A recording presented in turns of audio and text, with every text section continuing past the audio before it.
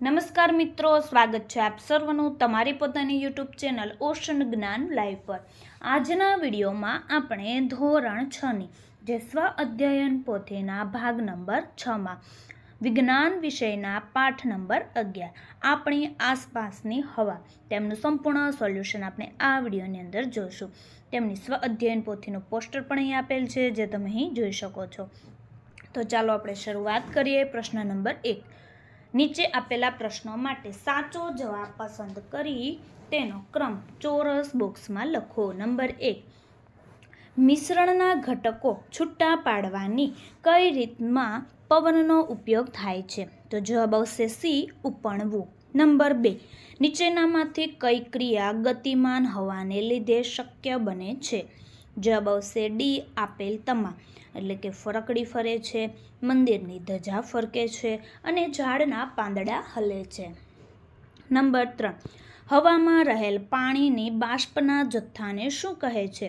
જવાબ આવશે બી, ભેજ। નંબર 4, પદાર્થના દહન માટે હવામાંનો કયો વાયુ જરૂરી છે? જવાબ આવશે સી, ઓક્સિજન। નંબર 5, નીચેનામાંથી કયું પવન દ્વારા ચાલતું નથી? જવાબ આવશે બી, સ્ટીમર। નંબર 6, હવામાં સરકતા એન્જિન વગરના વિમાનને શું કહે છે? જવાબ આવશે એ, ગાઇડન્સ। નંબર 7, હવામાં કયા વાયુનું પ્રમાણ સૌથી વધુ છે? જવાબ આવશે એ, નાઇટ્રોજન। નંબર 8, નીચે આપેલ પૈકી કયું જૂથ સજીવો માટે નુકસાનકારક છે? તો આપણો જવાબ આવશે સી, ધૂળના રજકણો અને ધુમાડો। નંબર 9, હવા શું છે? તો જવાબ આવશે બી, મિશ્રણ। નંબર 10, નીચેનામાંથી શાની ગતિમાં હવા મદદ કરે છે? ડી, ફરકડી।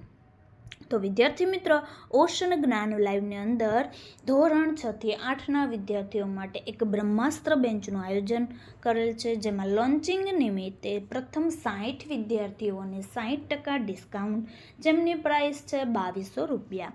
મોબાઈલ નંબર 7046222254 આ નંબર ઉપર કોન્ટેક્ટ કરી શકો છો। અને આપણી એપ્લિકેશન છે ઓશન જ્ઞાન લાઈવ, જેની અંદર ગણિત, વિજ્ઞાન, સામાજિક વિજ્ઞાન અને અંગ્રેજી જેવા વિષયોનો સમાવેશ છે। તો વિદ્યાર્થી મિત્રો, આ બ્રહ્માસ્ત્ર બેન્ચનો જરૂરથી લાભ લઈ લેવો। પ્રશ્ન 2, ખાલી જગ્યા પૂરો। નંબર 1, ગતિમાન હવાને ખાલી જગ્યા કહે છે પવન।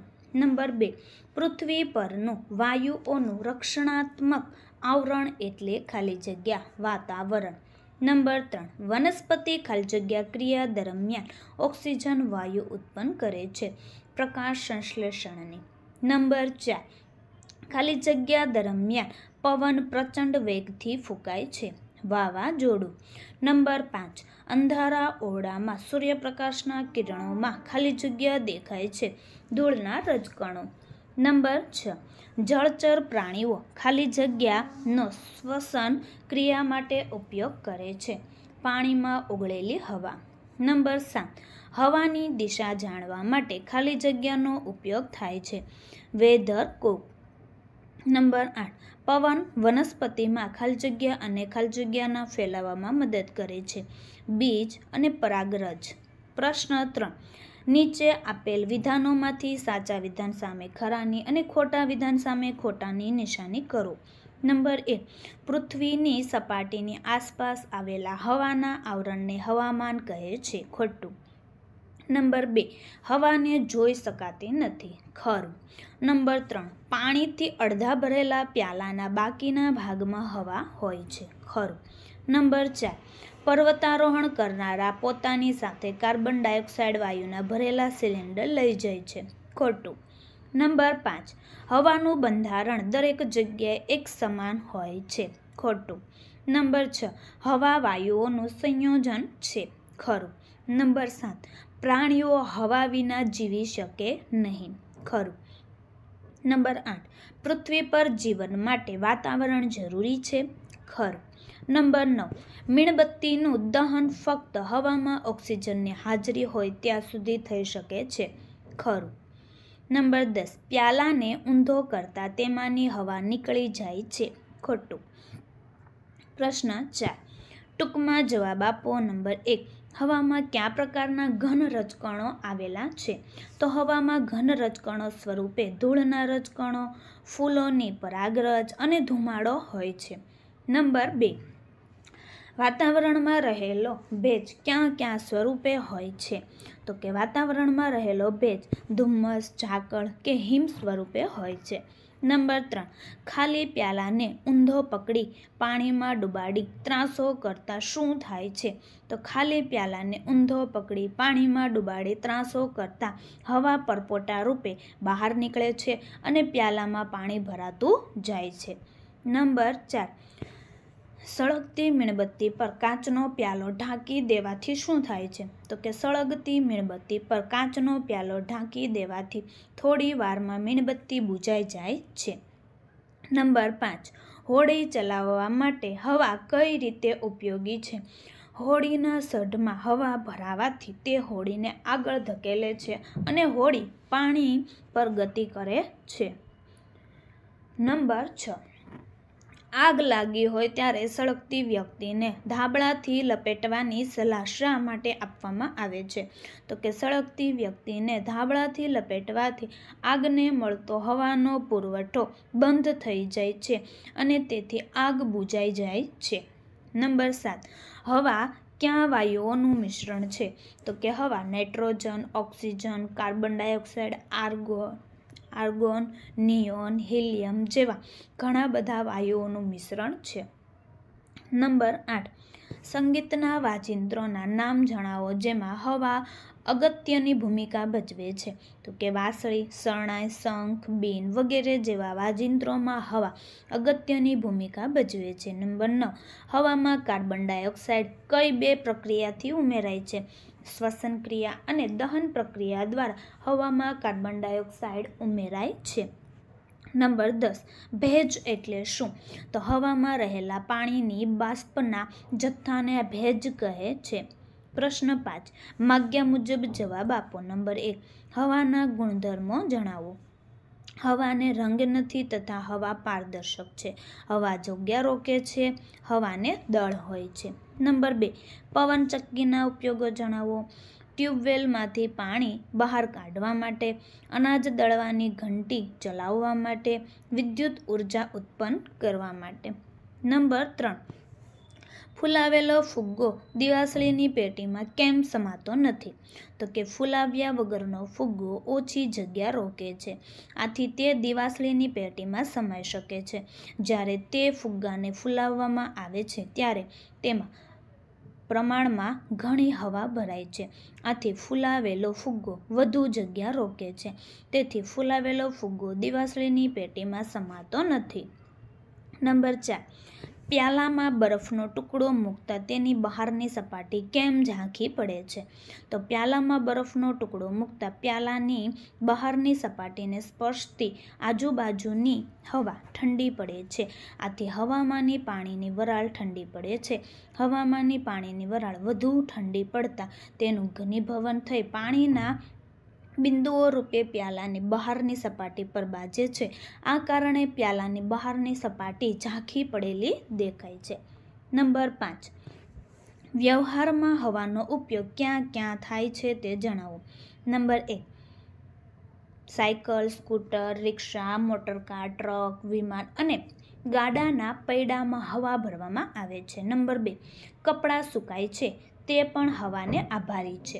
નંબર 3, બીજના ફેલાવામાં તથા પુષ્પની પરાગરજના ફેલાવવામાં મદદ કરે છે. નંબર 4, સઢવાળી હોડી, ગ્લાઇડર અને પેરાશૂટને ગતિ કરવામાં મદદ કરે છે. નંબર 5, પક્ષીઓના અને વિમાનના ઉડ્ડયન માટે હવા જરૂરી છે. પ્રશ્ન 6, વૈજ્ઞાનિક કારણો આપો. નંબર 1, કારખાનામાં ચીમનીઓની ઊંચાઈ વધારે રાખવામાં આવે છે. તો તેમનો જવાબ અહીં તમને આપેલો છે જે તમે જોઈ શકો છો. નંબર 2, આપણે હંમેશા નાક વડે શ્વાસ લેવો જોઈએ. ત્યાર પછી નંબર 3, હવા મિશ્રણ છે. ત્યાર પછી નંબર 4, પર્વતારોહકો તેમની સાથે ઓક્સિજનના સિલિન્ડર રાખે છે. નંબર 5, શિયાળામાં વહેલી સવારે પાંદડા પર પાણીના ટીપા જોવા મળે છે. નંબર 6, ટ્રાફિકનું સંચાલન કરતા પોલીસ માસ્ક પહેરે છે. પ્રશ્ન નંબર 7, નીચેના જોડકા જોડો. વિભાગ અ અને વિભાગ બ. નંબર એ, જલચક્રમાં ઉપયોગી. તો જવાબ આવશે પાણીની વરાળ. બી, હવામાં સૌથી વધુ પ્રમાણ. તો જવાબ આવશે નાઇટ્રોજન. સી, પ્રકાશ સંશ્લેષણમાં ઉપયોગી. Carbon dioxide. ડી, શ્વસનમાં ઉપયોગી. ઓક્સિજન. પ્રશ્ન 8, મુદ્દાસર જવાબ આપો. નંબર 1, પ્રાણીઓ અને વનસ્પતિનું એકબીજા પરનું આંતર અવલંબન સમજાવો. તો તેમનો જવાબ પણ અહીં તમને આપેલો છે, જે તમે અહીં જોઈ શકો છો. નંબર 2, ખાલી બોટલમાં હવા હોય છે કે કેમ તે સમજાવો.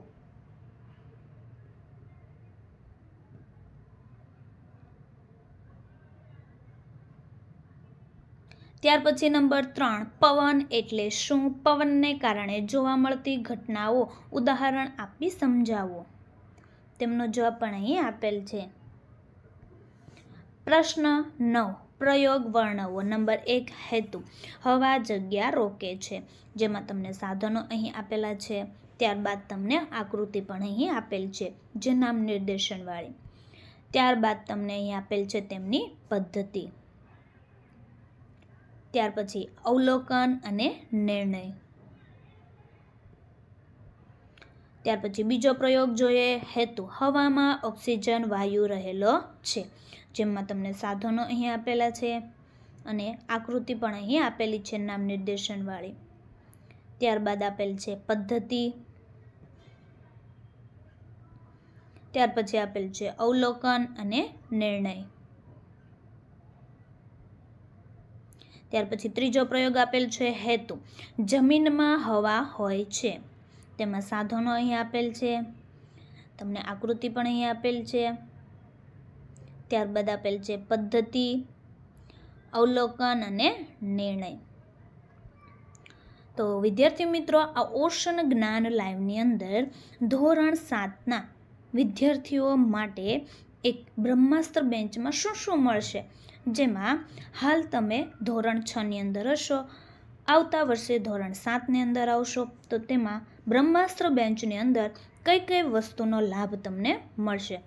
જોઈએ, ધોરણ 6માં દ્વિતીય સત્રાંત પરીક્ષા પેપર પ્લસ સોલ્યુશન મળી રહેશે. ધોરણ 6માં દ્વિતીય સત્રાંત પરીક્ષા અસાઇનમેન્ટ મળી રહેશે.